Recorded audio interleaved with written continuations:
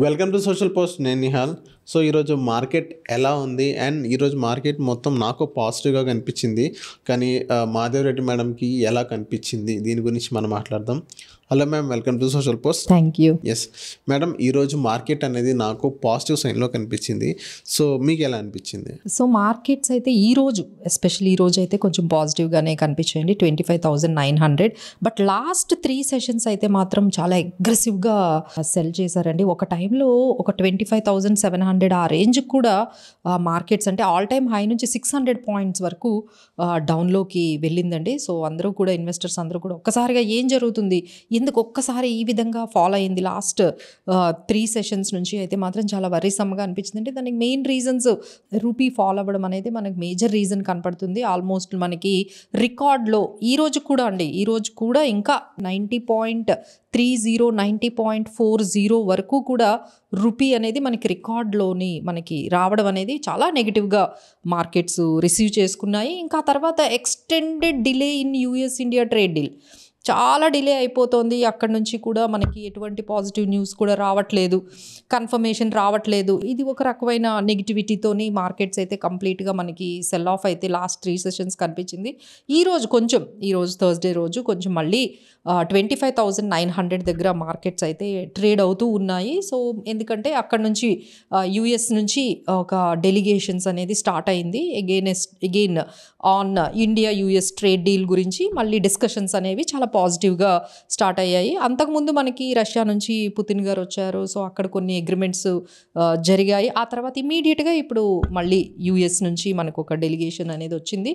So దాని గురించి కూడా బట్ ఏంటంటే ద సిచ్యువేషన్ ఈజ్ లైక్ ఎంత తొందరగా అయితే మాత్రం ట్రేడ్ డీల్ వచ్చే అవకాశం లేదు అనేది మాత్రం అయితే కనపడుతుందండి. Okay, it was very clear. అంటే ఇప్పటి వరకు ట్రేడ్ డీల్ అప్డేట్ వచ్చే అవకాశం లేదని అంటారు మేడం. సో వాళ్ళు అంటే ఈ మనకి ఏంటంటే ఎకనామిక్ అంటే Indian chief economic advisor Nageswara Rao గారు చెప్పింది ఏంటంటే మన వైపు నుంచి ప్రాసెస్లో అయితే ఉంది. So we might get some positive out of this, but it might go up to March వరకు ఒక కంప్లీట్ డీల్ అనేది వచ్చే అవకాశాలు అయితే కనిపిస్తున్నాయి అనేది ఉంది. సో తర్వాత మనకి రీసెంట్గా మీరు గమనించారో లేదో, ఆయన మళ్ళీ రైస్ మీద మన దగ్గర నుంచి ఎక్స్పోర్ట్ అవుతున్న యూఎస్కి ఎక్స్పోర్ట్ అవుతున్న దాని మీద విపరీతంగా టారిఫ్స్ వేయాలి అని చెప్పి ఆయన ఒక నిర్ణయం తీసుకున్నారు. సో ఈ విధంగా చూస్తూ ఉంటే కొంచెం రఫ్ ప్యాచ్గానే కనిపిస్తుందండి. So it will take time.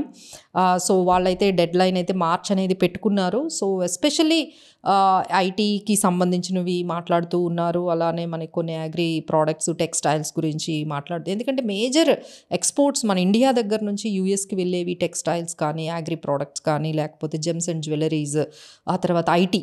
These are all the pharma. These are all the major issues that process అయితే అవుతుందండి.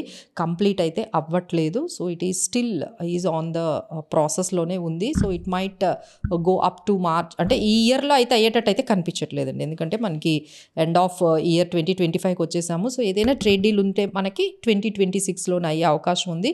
సో దానివల్ల ఎఫ్ఐఎస్ సెల్లింగ్ కూడా బాగా పెరిగిందండి. ఇదంతా కూడా ఒక సైకిల్ లాగా కనిపిస్తుందండి. ఎట్లా అంటే ఈ ట్రేడ్ డీల్ లేట్ అవ్వడము, దానివల్ల ఎఫ్ఐఐస్ ఏమో మొత్తం అంతా అమౌంట్ని యుఎస్ ఇండియన్ నుంచి సెల్ చేసి అవుట్ ఫ్లోస్ అన్ని తీసుకువెళ్ళిపోవడము, దానివల్ల మన ఫారిన్ ఫ్లోస్ అన్ని వెళ్ళిపోతున్నాయి. దానివల్ల రూపీ రికార్డ్లోకి వెళ్ళిపోవడము. సో ఇదంతా కూడా ఒక సైకిల్ లాగా మనకు కనిపిస్తుంది. ఈ సైకిల్ని మనం బ్రేక్ చేసి మళ్ళీ మనము ఇండియన్ ఈ ఫారిన్ ఫ్లోస్ తెచ్చుకోవాలి అంటే దెర్ ఆర్ 2 ways అండి.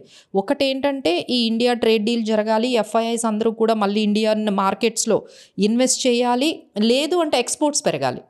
సో ఎక్స్పోర్ట్స్ అంటే లైక్ మేజర్గా మనకి ఈ టారిఫ్స్ వచ్చిన తర్వాత ఇండియా నుంచి యూఎస్కి వెళ్ళే ఎక్స్పోర్ట్స్ కొంచెం తగ్గాయండి. సో దీనివల్ల ఏంటంటే ట్రేడ్ డెఫిసిట్ పెరిగింది, అది కూడా నెగిటివ్ అయింది మార్కెట్కి. సో ఈ రూపీ పడిపోవడానికి, ఈ ట్రేడ్ డెఫిసిట్ పెరగడానికి ఏంటంటే ఇంపోర్ట్స్ అనేవి పెరిగాయి, ఇంపోర్ట్ బిల్ పెరిగింది, ఎక్స్పోర్ట్స్ అనేవి తగ్గాయి, ట్రేడ్ డెఫిసిట్ అనేది వైడెన్ అయింది. సో ఈ విధంగా ఎకనామికల్గా ఈ పర్టికులర్ సిచ్యువేషన్ అంతా కూడా మనకి even though RBI rate cut వచ్చింది, దాన్ని చాలా పాజిటివ్గా అనుకున్నాము. బట్ తర్వాత పుతిన్ గారు వచ్చారు మన ఇండియాకి, అగ్రిమెంట్స్ చేసుకున్నారు. అంతా కూడా మార్కెట్స్ అన్నీ కూడా దాన్ని పక్కన పెట్టేసి ఈ ఒక్క సిచ్యువేషన్ మీద ఈ India US trade deal and exports and rupee fall మీదే ఎక్కువగా కాన్సన్ట్రేట్ చేస్తూ మార్కెట్స్ని అయితే నెగిటివ్గా తీసుకెళ్ళాయండి.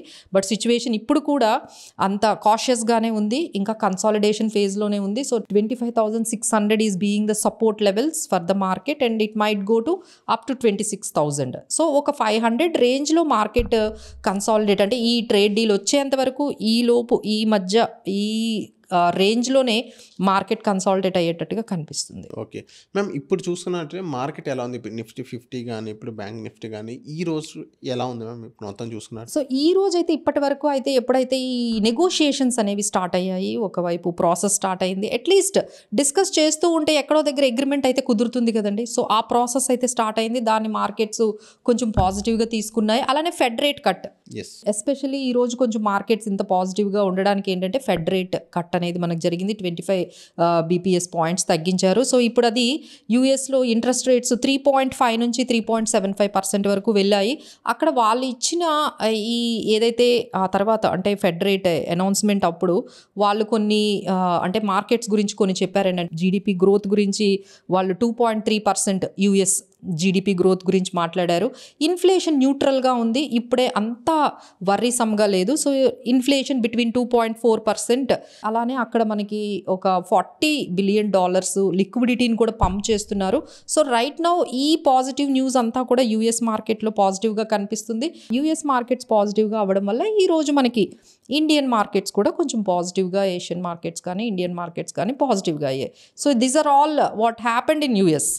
యూఎస్లో ఫెడ్ రేట్ కట్ జరగడము, దానికి తగ్గట్టుగా యూఎస్ మార్కెట్స్ పెరగడము, సో అక్కడ నుంచి మన ఇండియన్ మార్కెట్స్ కూడా పాజిటివ్గా అవ్వడము, ఇలా యూఎస్ డెలిగేషన్స్ కూడా మనకి యూఎస్ ఇండియా ట్రేడ్ డీల్ మీద మనకి అగ్రిమెంట్స్ జరగడము. సో ఆల్ దోస్ థింగ్స్ ఈ రోజు పాజిటివ్కి అది కారణం అండి. But that will not take it to the next level.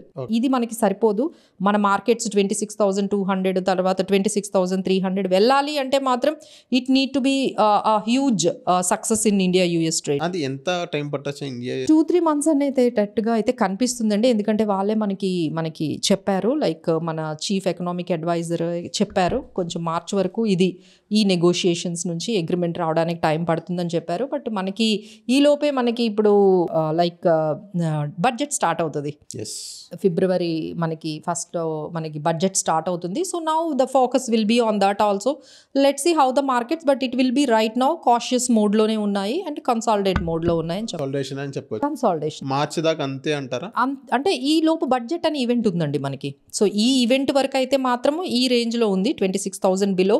ఈ 26,000 బిలో అబౌవ్కి వెళ్ళాలి మార్కెట్స్ అంటే మాత్రం there are either budget can give the difference. Okay, budget దగ్గరికి వస్తే మనకంటూ క్లారిటీ, కొంచెం క్లారిటీ వస్తుంది. ఓకే. అండ్ నెక్స్ట్ మ్యామ్, ఈరోజు మనం ఆ స్టాక్స్ అండ్ సెక్టర్స్ కనుక మనం చూసుకున్నట్లయితే మీకు ఏమనిపించింది మ్యామ్? సో ఏదైతే ఈ పర్టికులర్ ఈ ఫాల్ మనకు కనిపిస్తుందో, అంటే దాదాపుగా 600 పాయింట్స్ డౌన్ అయిందండి రీసెంట్ హైస్ నుంచి. 26,300 నుంచి మళ్ళీ 26,700 రేంజ్ వరకు, అంటే 600 పాయింట్స్ వరకు మనకి మార్కెట్స్ కరెక్ట్ అయ్యాయి. కాబట్టి సమ్ స్టాక్ స్పెసిఫిక్గా మనము బయింగ్ ఆపర్చునిటీగా అయితే తీసుకోవచ్చండి. ఎస్పెషల్లీ ఎప్పుడైతే ఈ రూపీ లో అయిందో all export stocks like IT stocks especially very very పాజిటివ్గా అయితే పర్సిస్టెంట్ సిస్టమ్స్ కానీ, ఇన్ఫోసిస్ కానీ, టీసీఎస్ కానీ, లైక్ ఇవన్నీ కూడా కొంచెం పాజిటివ్గా ఐటీ స్టాక్స్లో అయితే మనము ఈ పర్టికులర్ సెక్టార్ని మనం తీసుకోవచ్చు. అలానే textiles is being very positive. అలానే ఇంట్రెస్ట్ రేట్ తగ్గింది కదండి, కొంచెం బ్యాంక్స్ కూడా కొంచెం పాజిటివ్గా, ఎందుకంటే వాటి క్రెడిట్ గ్రోత్ పెరుగుతుంది కాబట్టి. సో బ్యాంక్స్ని కూడా కొంచెం పాజిటివ్ రాడార్లో పెట్టుకోవచ్చు. And pharma, FMCG and banking stocks and textiles. So ఇప్పుడు ఈ 5 సెక్టార్స్ ఏదైతే మనం చెప్పామో IT, textiles, banking and pharma, FMCG and ఇవన్నీ కూడా టెక్ కంపెనీస్, వీటిని మనం పాజిటివ్గా పెట్టుకొని స్టాక్ స్పెసిఫిక్గా మనం కొంచెం పికప్ చేసుకుంటే ఏదైనా బయింగ్ ఆపర్చునిటీ వచ్చినప్పుడు సెలెక్టివ్గా మనము దీన్ని మనం ఇన్వెస్ట్మెంట్లోకి కన్వర్ట్ చేసుకోవాలి. Okay. So thank you ma'am, మా సోషల్ పోస్ట్ వచ్చినందుకు.